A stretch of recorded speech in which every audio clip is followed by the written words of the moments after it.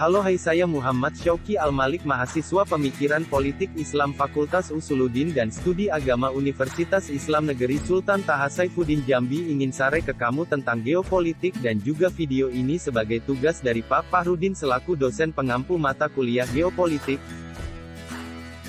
Mau tahu apa sih yang dibahas di dalam materi ini? Yuk simak video ini sampai selesai ya, supaya tidak ketinggalan nantinya.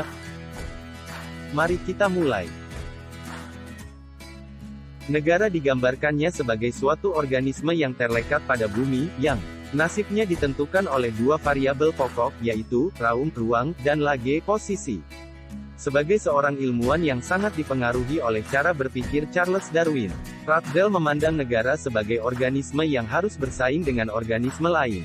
Dan agar bisa berkembang, organisme itu memerlukan Lebensraum, ruang untuk hidup.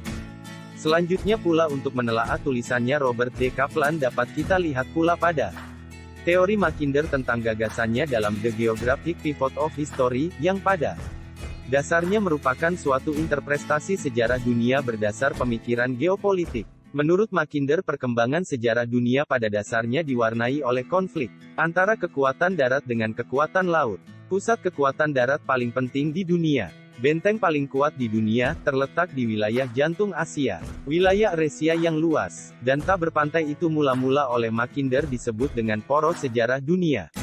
Tetapi belakangan sesudah memperluasnya sehingga meliputi wilayah pantai, Mackinder menyebutnya dengan sebagai Heartland.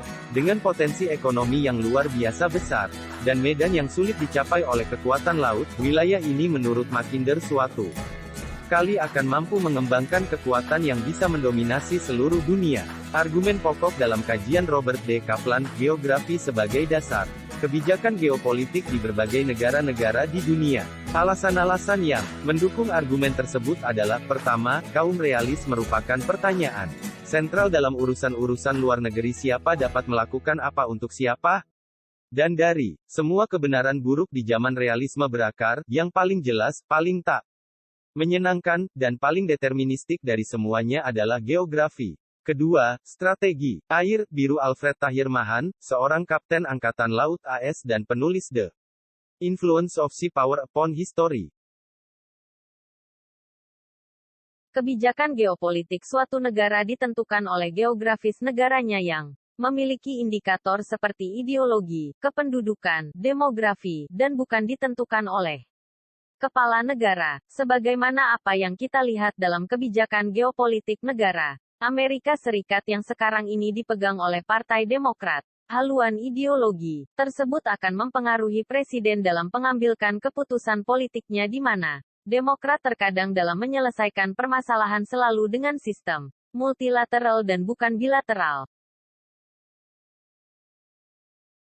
Pentingnya memahami geografi suatu negara adalah sebagai berikut. Pertama, bahwa posisi geografi suatu negara dapat dijadikan dasar di dalam penentuan kebijakan geopolitik suatu negara. Kedua, bahwa pentingnya memahami geografi suatu negara dapat mengetahui kelemahan, kekuatan dan kelebihan serta ancaman bagi negara, khususnya bagi pemerintah Indonesia sebagai dasar penentuan kebijakan politik pertahanan negara, di mana dengan memahami letak geografi negara sendiri akan memudahkan pemerintah Indonesia di dalam mempertahankan kedaulatan negara kesatuan Republik Indonesia itu sendiri. Ketiga, dari tulisannya Robert D. Kaplan tentang Reference of Geography memberikan petunjuk bagi kita bahwa teori-teori tentang geopolitik lama masih sangat dominan dalam praktek geopolitik yang dilaksanakan oleh negara-negara besar seperti AS, China dan Rusia.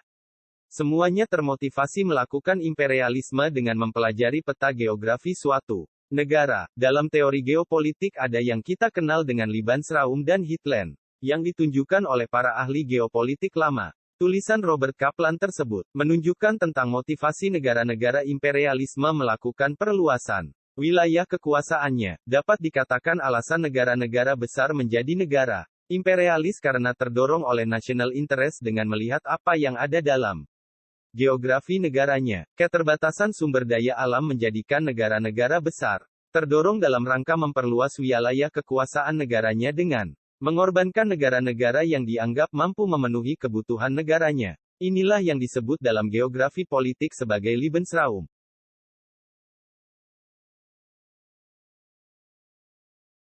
Saran. Berdasarkan Urayan Kesimpulan di atas ada beberapa hal yang harus diperhatikan oleh pemerintah Republik Indonesia tentang kajian geografi dalam menentukan kebijakan politik negara, diantaranya sebagai berikut. Pertama, pemerintah Republik Indonesia harus benar-benar mewaspadai daerah-daerah perbatasan wilayah negara terutama khususnya dengan negara-negara tetangga. Perlunya pemerintah bertindak hati-hati di dalam menjaga wilayah kedaulatan Republik Indonesia. Pesan ini disampaikan supaya pemerintah Indonesia tidak hanya terlena dengan besarnya wilayah negaranya, tetapi harus juga mengantisipasi gangguan yang disebabkan oleh keserakahan negara-negara tetangga yang ingin menguasai wilayah negara kesatuan Indonesia. Dengan cara mengklaim batas wilayah menjadi wilayah kekuasaan bagi negara-negara tetangga. Sebagai bukti kelalan pemerintah Republik Indonesia di dalam menjaga wilayah kedaulatan Republik Indonesia adalah dengan lepasnya salah satu kepulauan yang merupakan daerah batas wilayah negara kesatuan Republik Indonesia yakni Pulau Sepatan dan Legitan. Peristiwa ini sebenarnya memberikan warning kepada pemerintah Republik Indonesia betapa kurangnya pemahaman geografi suatu negaranya dan juga ketidaktegasan dalam penentuan kebijakan politik luar negeri dengan tidak memperhatikan aspek geografisnya. Dengan peristiwa ini harus menyadarkan pemerintah Republik Indonesia betapa pentingnya pemerintah mengkaji kembali kebijakan politiknya. Dan kebijakan politik dan pertahanan negaranya harus mempertimbangkan posisi geografi dari negara kita, sehingga dengan pengkajian geografi tersebut akan memperkuat landasan kebijakan politik pertahanan negara kita sendiri. Kedua, dengan mengkaji geografi suatu negara, semestinya pemerintah Republik Indonesia harus memahami tentang potensi negaranya. Potensi suatu negara merupakan kunci di dalam memberikan kesehatan kepada rakyatnya.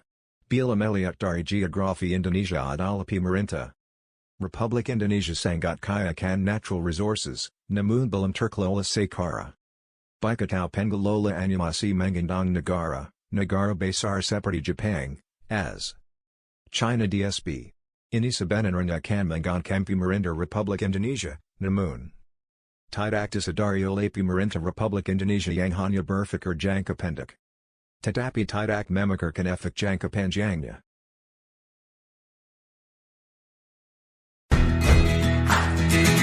Cukup sampai di sini dulu itu akan jumpa lagi di video yang akan datang. Terima kasih sudah menonton.